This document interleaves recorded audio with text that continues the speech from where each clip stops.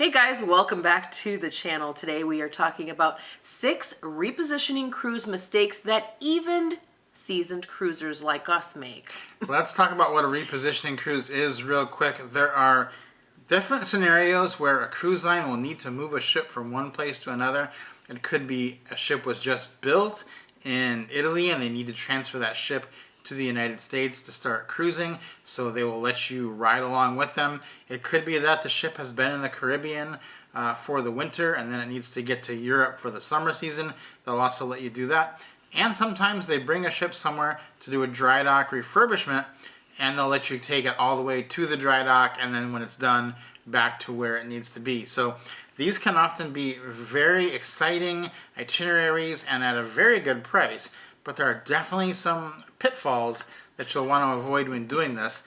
And the first one is getting on one of these that's going the wrong direction, because they basically make a beeline for wherever they're going. They don't do like a circular route, and you're going to lose a lot of hours doing this. So if you're going west to east, it's much harder than going east to west. Yeah, and the big reason here is because of the time change. You're going to be changing time zones as you go from east to west, west to east. But the worst, like you said, is west to east, because you start out in a time zone and your days are getting shorter and shorter every day, and you have no time to catch up. It happens very rapidly. So you're getting shorter days, and you know your body doesn't have enough time to adjust. If you're going the other way, east to west, it's a lot better because you get an extra hour every day. It is, yeah. So it's really quite nice that way.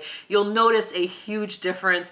We noticed it because the very first repositioning cruise that we did years ago was a west to east, and so it was really quite challenging. We didn't realize it until we kept thinking, why do we keep missing breakfast every day?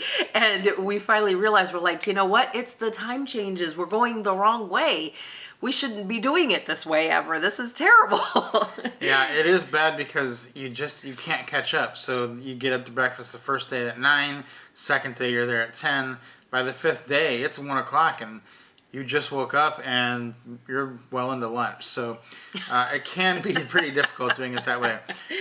So the second one is the direction of the sun for your cabin. So if you are doing a transatlantic, which is the most common repositioning cruise, you'll want to take note that the sun is going to face the ship from the south. So if you're sailing from New York to Barcelona, that direction, the sun is going to hit you. If you're on that side of the ship that faces south, and conversely going the other way, it's going to be south. So make sure, if it's, the summer, we found that the sun rays bouncing off the Atlantic are so hot that it will heat up the cabin to a point where the air conditioning cannot keep up with it. And conversely, in the winter, it's the opposite effect. Exactly. And on that cruise, we had a balcony and we had to keep it darkened the entire time, and the air conditioner still couldn't keep up. It was so challenging how warm it was in our cabin. Finally, when the sun would set, it'd be like, oh, thank goodness we could finally get a break from the sun. And it's just very intense how strong that sun is coming off of the water and into your cabin. Yeah, so now when we do a transatlantic, we always get a cabin that faces to the north, because you're not seeing anything different. You're just avoiding that sun and the problem that it will cause you throughout the day. So the third one is that the weather is likely going to be different and not ideal, because they're moving these at a time when it's convenient for them, not when the weather is good. So pools could be closed, some of the water slides could be closed, and the seas could be a little bit rougher. Ooh, that last one can be a little bit extra challenging. I do get motion sickness. For the most part, I do pretty well. But on a couple of the transatlantics, because of the time of the year that we were moving on them, the water was, we had some pretty huge waves for a couple of days on one of those. And let me tell you, they give out motion sickness medication at the guest services, and there was a huge long line for them.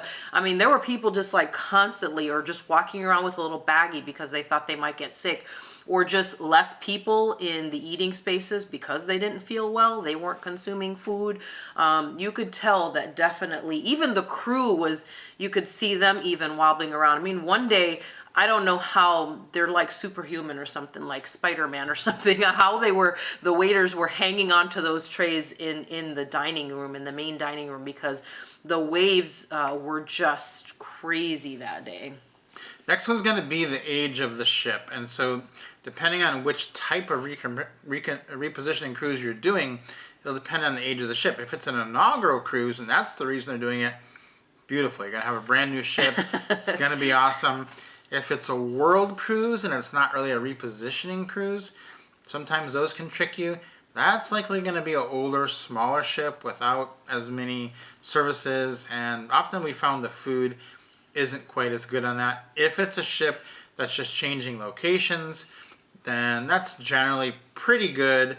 And if it's a ship coming out of dry dock, it's pretty good because it's been just refurbished. If it's going to dry dock, it needs refurbishment. So it's probably not that good.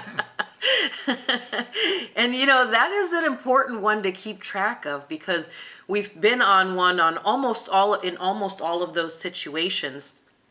Except for the one of going into a dry dock. We've caught one coming out of dry dock, and it was like, ooh, it smells like a brand new ship in here. Like, I think they redid the carpet. It was super plush and all that kind of stuff. And they had, great services. Everything was really great. Same thing with an inaugural cruise. You're like, oh my goodness, there's so much to do. This is a brand new ship. I don't know anything about it. You go out and you explore. But again, the same thing with the world cruises. Then you also have to take into consideration the fact that they usually use older ships for the world cruises, and they're usually smaller, and they usually have a lot less that they offer. Next one you have to think about is that there won't be many children on these ships. Now, depending on your point of view, that could be good, that could be bad. So if you have kids you're bringing and you want them to be able to have other kids on the ship, probably not going to happen very much. If you're looking to get away from kids, it's a perfect place to go. Yeah, definitely. And then, like, on the other side of the spectrum too, the passengers are generally going to be on a little bit older side, because obviously they have a little bit more, time in their schedules to play with than, say, 30-year-olds. So just kind of keep that in mind. Again, if you want to travel with your kids, they may have the whole place to themselves, because they still had children's services on the ones we've been on. We just barely ever. I mean, I don't think I've ever been on one. We've never been on one where there were more than like 5 kids. Yeah. The next thing is that the entertainment will not be as good as just a short Caribbean cruise, and there's a few reasons for that. One is that it's a much longer cruise. Second is that it's more difficult for them to bring large acts on the ship, because the way that it works is, in a Caribbean cruise, if they have an act that's 15, 20 people, they can all board in Miami. They do the 7-night cruise or the 4-night cruise, and they can, especially if it's a short cruise, they can get off. They might have 2 or 3 shows during that time. But if it's a 17-night cruise, they're not going to want to have them go from Miami to Barcelona and have to fly 20 people back to Miami. So generally you'll find more of 1- and 2-man acts on these, and they really can't get on and off the ship. The other thing that happens is they will, in a Caribbean cruise, a guy will get on the ship and do a comedy show, or a girl will get on and do something, some kind of singing, and they'll just do their one thing, and then they'll fly home from one of the ports. Well, on a transatlantic, they can't fly home because you're not in a port for 6 days, so they don't roll over the entertainment as quickly as they do on a Caribbean cruise. Yeah, for sure. Like if you're on a transatlantic, like a portion leg of, say, a bigger like world cruise type thing, they have more stationary entertainment that basically either stays with them, or they have like a bigger plan for the entertainment. But when we're talking about like inaugural cruises or actual repositioning where they're coming in or out of dry dock, that's going to be where you run into a lot of the challenge with the entertainment. So just kind of keep in mind that the entertainment is going to be reflective of whatever region they're in. because you have so many of those sea days in there at either the beginning or the end, depending on which way you're going.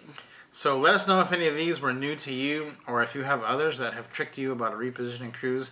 We would love to hear about that also. All right, guys, don't forget to subscribe to the channel for more videos like this. We'll see you guys next time.